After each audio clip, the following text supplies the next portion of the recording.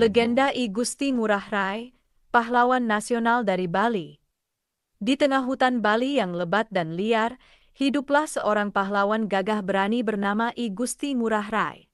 Kisahnya bermula pada 30 Januari 1917 saat ia dilahirkan di Desa Carangsari, Kabupaten Badung. Putra dari I Gusti Ngurah Padjung dan I Gusti Ayu Kompiang, Ngurah Rai tumbuh dalam keluarga bangsawan yang terpandang. Sejak kecil, semangat kemiliteran telah mengalir deras dalam darahnya. Ngurah Rai bersekolah di Hollandse School, HIS, di Denpasar, lalu melanjutkan ke Meer Uitgebreid Lager Onderwijs, MULO, di Malang. Namun, perjuangan hidup memanggilnya kembali ke Bali saat sang ayah wafat. Di desanya, ia mengajarkan seni bela diri pencak silat kepada para pemuda, menanamkan disiplin dan kekuatan fisik. Pada 1 Desember 1936, Ngurah Rai masuk Military Cadet School di Gianyar, merintis jalannya di dunia militer. Setelah lulus dengan pangkat Letnan II, ia melanjutkan pendidikan militer di Korps Opleiding voor Reserve Officieren, Coro, di Magelang dan Malang. Ketekunan dan keberaniannya menjadikannya salah satu perwira terbaik pada masanya. Saat pendudukan Jepang tiba, Ngurah Rai memilih untuk tidak bergabung dengan militer bentukan Jepang. Ia bekerja di Mitsui Bussan KSH sambil diam-diam menghimpun para pemuda dalam gerakan anti-fasis, GAF. Dalam keheningan perang, ia menikahi Nidesa Putukari dan dianugerahi 3 anak. Setelah proklamasi kemerdekaan, I Gusti Ngurah Rai dengan sigap memimpin para pemuda Bali mengambil alih kantor-kantor pemerintahan dari tangan Jepang. Berkat keberaniannya, Bali menjadi bagian dari Republik Indonesia. Dalam struktur militer awal Republik, Ngurah Rai diangkat sebagai Komandan Resimen Tentara Keamanan Rakyat, TKR, Sunda Kecil. Di bawah kepemimpinannya, Bali dipertahankan sebagai bagian dari NKRI.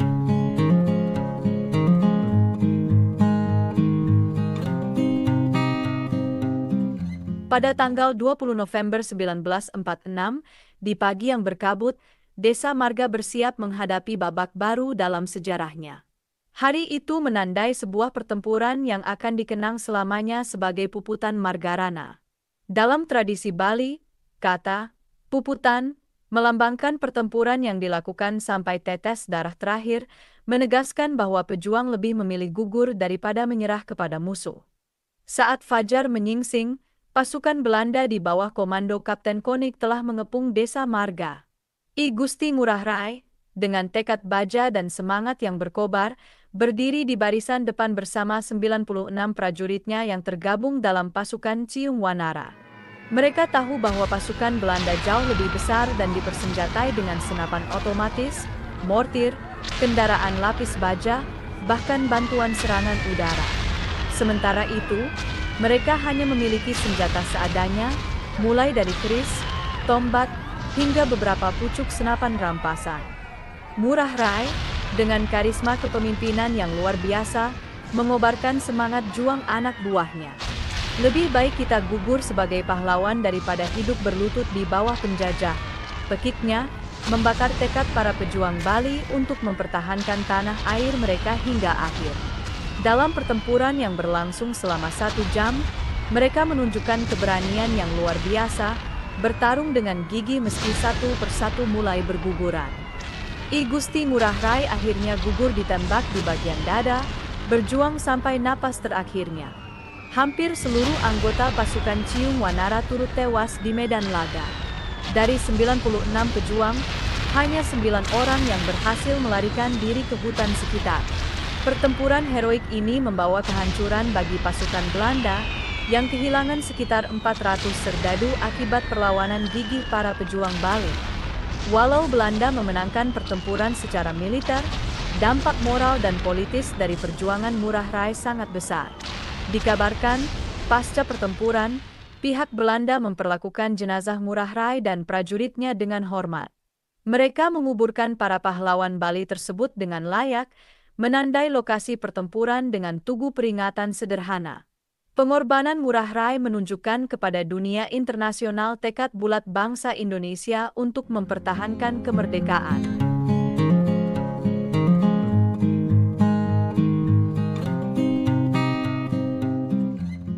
Sebagai wujud penghargaan atas jasa dan pengorbanan yang luar biasa, pemerintah Indonesia menganugerahkan gelar pahlawan nasional kepada I Gusti Ngurah Rai.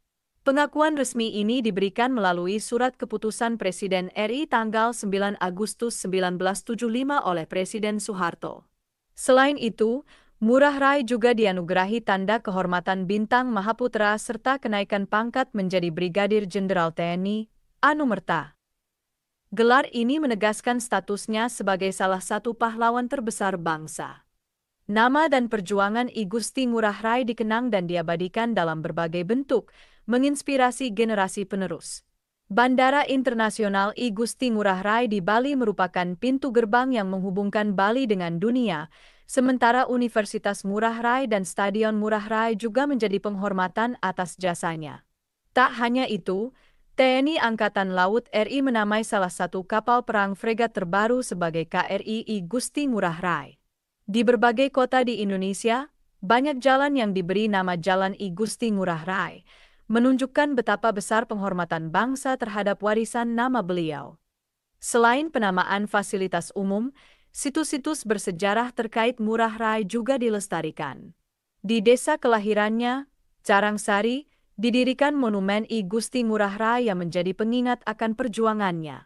Di Desa Marga, Tabanan, yang merupakan lokasi gugurnya Ngurah Rai, pemerintah membangun Monumen Nasional Taman Pujaan Bangsa Margarana yang menjadi taman makam pahlawan sekaligus tugu peringatan bagi para pejuang puputan Margarana.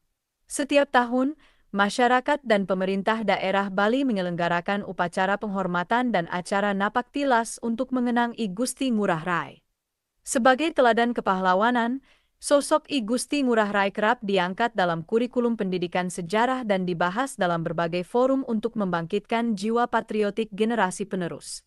Nilai-nilai luhur yang dimilikinya, keberanian, kecintaan tanah air, kepemimpinan karismatik, pantang mundur, dan anti kompromi terhadap penjajah, dijadikan panutan bagi pembentukan karakter bangsa. Inilah kisah legenda I Gusti Ngurah Rai, pahlawan yang tak pernah pudar dalam kenangan bangsa. Warisan semangat juangnya selalu hidup, menginspirasi generasi selanjutnya untuk mencintai dan mempertahankan kemerdekaan Indonesia.